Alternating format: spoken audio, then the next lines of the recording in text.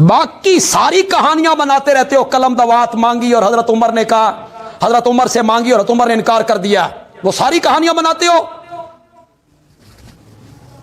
گھر کس کا تھا؟ نبی پاک کا۔ سیدہ فاطمہ رضی اللہ تعالیٰ عنہ بیٹی کس کی تھی؟ نبی پاک کی۔ حضرت علی داماد کس کے تھے؟ نبی پاک کے۔ تے بندہ باہر نہ کو قلم دوات منگدا، گھر والوں سے مانگتا ہے۔ جب گھر والے موجود ہیں، بیٹی موجود ہے، داماد موجود ہے، تو ان سے کہنا تھا کہ حضرت عمر کو کہنا تھا؟ کیا آپ کی عقل کیا فیصلہ کرتی؟ حضرت عمر کو کہنا تھا؟ حضرت عمر کا وہ گھر ہے، ان کو کہنا تھا بھی قلم دوات لے کے آؤ۔ گھر میں تو بیٹھے ہیں حضرت علی، آپ کے داماد ہیں، سیدہ فاطمہ وہاں موجود ہیں، اگر آپ نے کہا قلم دوات لے کے آؤ میں تمہیں کچھ لکھ دوں، حضرت عمر نے کہا حسبنا کتاب اللہ، ہمیں اللہ کی کتاب کافی ہے، اٹھ جاؤ، نبی پاک کو تکلیف ہے، نبی پاک کو زیادہ تنگ نہ کیا جائے۔ حضرت عمر کے اس جواب سے نبی پاک بھی مطمئن ہو گئے، سارے صحابہ بھی مطمئن ہو گئے، حضرت علی بھی مطمئن ہو گئے۔ اس کے 4 دن بعد نبی پاک زندہ رہے، حضرت عمر چاروں دن اتھے بیٹھے رہے۔ اتنا ڈر تھا حضرت عمر کا۔ حضرت عمر پھر گھر چلے گئے ہوں گے تو حضرت علی قلم دوات لے آتے، یا رسول اللہ انہوں نے نہیں دیتی، میں لے آیا، لکھ دو مجھے۔ سارا الزام صحابہ پہ ڈالتے رہتے ہو، انہیں متون کرتے رہتے ہو۔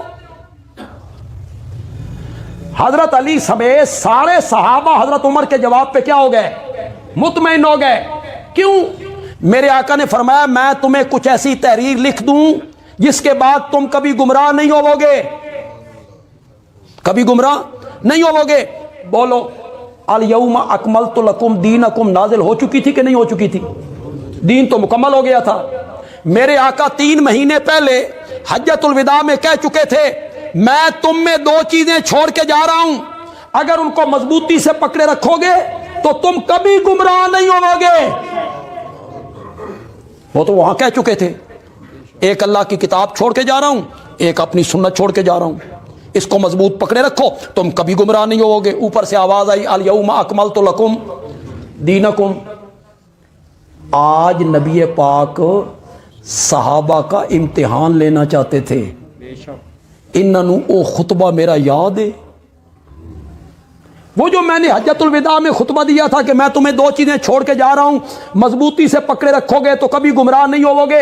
انہوں یاد ہے میرے نبی نے امتحان لیا اور فاروق اعظم 100 میں سے 100 نمبر لے کے پاس ہو گیا۔ ایک بات سمجھے آج کی حد تک تو گفتگو سمیٹ لیں۔ کیسے اقتدار شروع ہوا؟ پہلے مرحلے میں آپ کے علم میں کہ ختمی مرتبت جو غدیر کا مرحلہ طے ہوا ہے، اپنی حیات طیبہ سے تقریباً 3 مہینے 18 دن پہلے ختمی مرتبت نے یہ اعلان کیا۔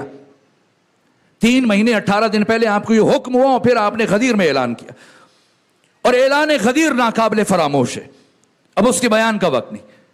پھر پیغمبر کی رحلت ہوئی۔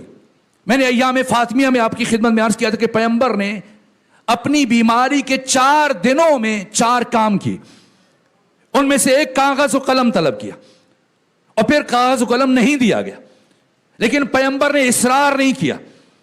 یہ میں تجزیہ عرض کر رہا ہوں بڑے بڑے محققین کا، جن میں اہل سنت کے بڑے بڑے علماء شامل، انہوں نے بھی یہ بات کی کہ پیغمبر نے کیوں اصرار نہیں کیا کاغذ و قلم کے لیے۔ اگر پیغمبر کاغذ و قلم کے لیے اصرار کرتے اور کوشش کرتے کہ تحریر لکھ دیں تو کیا ہوتا؟ وہ جو 50 سال کے بعد ہوا وہ 50 سال پہلے ہو جاتا۔ وقت نہیں کہ میں تجزیہ پیش کروں، بس 2 جملے کہہ کے آگے بڑھوں۔ میں اللہ کی قسم کھا کے کہہ رہا ہوں، جتنا میں نے دقت سے ان مسائل کو سمجھا ہے، جس طرح سے صرف 50 سال گزرنے کے بعد سر حسین ابن علی کو قطع کر کے نیزے پہ بلند کیا گیا، اگر پیغمبر لکھنے کے لیے اصرار کرتے تو 50 سال پہلے خود پیغمبر اسلام کے سر کو نوز نیکا پر بلند کر دیا جاتا۔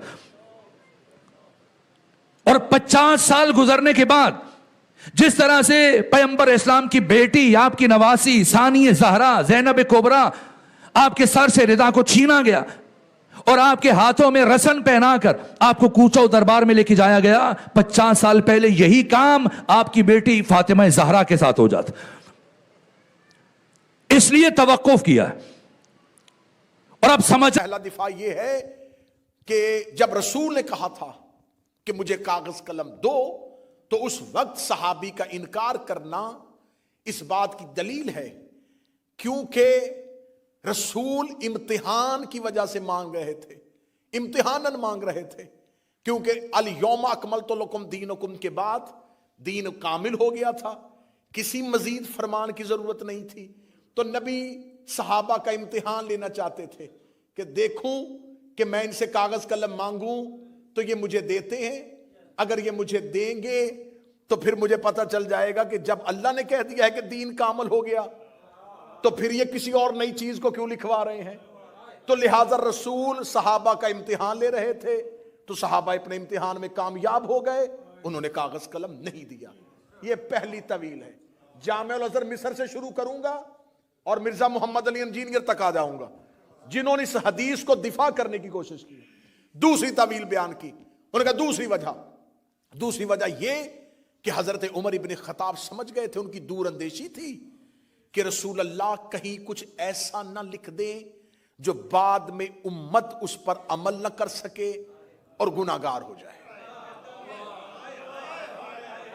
یہ ہے دوسری تعویل۔ آئیے اب چلتے ہیں تیسری تعویل کی طرف۔ موضوع پسند ہے یا نہیں پسند ہے؟ تیسری تعویل کی طرف۔ تیسرا بہانہ کیا کیا؟ ان کا تیسرا بہانہ یہ ہے کہ جب رسول کہہ رہے تھے کہ کاغذ قلم لاؤ، اور اس وقت جو انکار کیا گیا وہ اس وجہ سے کہ رسول اس وقت شدید بیمار تھے اور صحابہ نبی سے بہت محبت کرتے تھے، انہیں خبر تھی کہ اگر نبی کچھ لکھیں گے تو نبی کو لکھنے میں تکلیف ہوگی، تو لہٰذا انہوں نے نبی کو لکھنے سے منع کیا۔ یہ ہے تعویلیں، یہ ہے بہانے۔ میری آواز صرف حسینیت تک نہیں، دنیا میں پھیلے گی۔ آپ کی وساطت سے میں پیغام پہنچانے لگا ہوں اپنے اہل سنت بھائیوں تک۔ تمہیں رسول کا واسطہ ایک شخص کو بچانے کے لیے،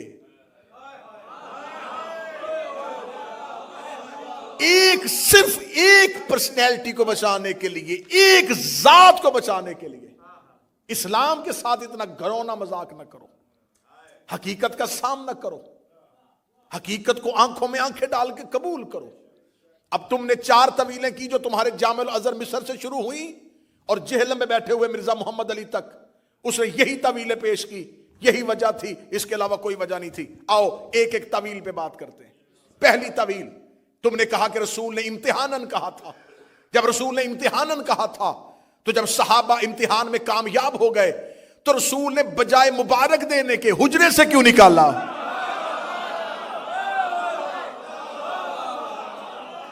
رسول امتحاناً کہہ رہے تھے نا، رسول امتحاناً کہہ رہے تھے، رسول امتحاناً کہہ رہے تھے کہ دیکھیں میری امت میرے بعد صحابہ کیا کریں گے۔ تو جب رسول نے امتحان لیا، صحابہ کرام کامیاب ہو گئے، رسول کو چاہیے تھا کہ مجھے بٹھاؤ، میں تمہیں سینے سے لگاؤں کہ میرے بعد تم اتنے قابل ہو چکے ہو کہ اب تم دین میں کوئی نئی چیز نہیں لکھوانا چاہتے۔ نبی نے کہہ دیا قوموا عنی، نکل جاؤ میرے حجرے سے۔ رسول کا نکالنا اس بات کی دلیل ہے امتحان رسول کا نہیں، امتحان صحابہ کا ہو رہا۔ اب اگلے مورچے پہ حملہ ہم پہ کیا ہوا؟ اچھا آپ شیعوں کو بڑی تکلیف ہوئی کہ نہیں دیا انہوں نے کاغذ قلم، تو علی دے دیتے، علی دے دیتے۔ اچھا یہ حکمت مجھے آج تک سمجھ میں نہیں آئی کہ جواب دینے کی بجائے فوراً کہتے ہیں علی نے کیوں نہیں کیا، علی نے تلوار کیوں نہیں اٹھائی، علی نے یہ کام کیوں نہیں کیا، علی نے یہ کام کیوں نہیں کیا۔ اچھا چلے آئیں، کہتے ہیں جی کہ اس وقت ایک ترک ہے بخاری کا جس میں اس نے لکھا ہے کہ اس وقت حجرے میں صحابہ اور اہل بیت، لیکن جو ہمارے محدثین نے بتایا انہوں نے کہا وہ اہل بیت سے مراد اہل کساں نہیں، بلکہ اہل بیت سے مراد جو گھر میں لوگ رہتے تھے وہ اس وقت حجرے میں موجود تھے. ان میں ازواج بھی ہو سکتی ہیں, اور نبی کی 2 بیویوں کا وہاں پر ہونا اس حدیث میں ظاہر ہو رہا ہے, کیونکہ اس کی اگلی روایت جو ہے, اس کے آگے جو چلتی ہے, اس میں بیان ہو رہا ہے ان 2 نبی کی بیویوں کا وہاں پر موجود ہونا. تو ہمارے محدثین نے لکھا کہ وہ اگر گھر والوں کی وجہ سے ہے, یہاں پر علی موجود نہیں ہے. چلیں مان لیا تم کہتے ہو کہ علی کو دے دینا چاہیے تھا. رسول نے اگر علی سے مانگا ہوتا, سر نہیں ہلائیے گا, میں دفاع کر رہا ہوں تمہارے مذہب کا. رسول نے جب جہاں جہاں حکم دیا علی کا نام لے کے دیا. یا علی خیبر میں جائیے, یا علی بستر پہ سوئیے, یا علی سورہ برات کی تبلیغ کے لیے جائیے. رسول جب بھی حکم علی کو دیتے تھے تو مخاطب کر کے دیتے تھے. یہاں پر تو رسول نے یہ نہیں کہا اے علی مجھے کاغذ قلم دیجئے. کہتے جی اچھا اگر علی کو نہیں دیا تو موجود تو تھے نا, تو جب سب موجود تھے تو اس کا مطلب پھر علی کو دے دینا چاہیے تھا. علی کا نام نہیں لیا تو جس کا آپ انکار کر رہے ہیں اس کا بھی نام نہیں لیا. اچھا اس کا بھی انکار میں نام نہیں لیا, تو اب آیا ہے خود اپنے ہی جال میں سیا کہ جب رسول نے اتنے حجرے میں لوگوں میں کسی ایک کا نام نہیں لیا تھا تو جواب ایک نے کیوں دیا؟ جواب بتا رہا ہے کہ مخاطب کون تھا.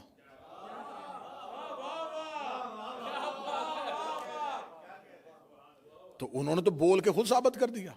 جب اتنے لوگ موجود تھے سارے چپ تھے, تو جب ان کا نام ہی نہیں لیا, تو جب علی چپ تھے تو وہ بھی چپ رہتے.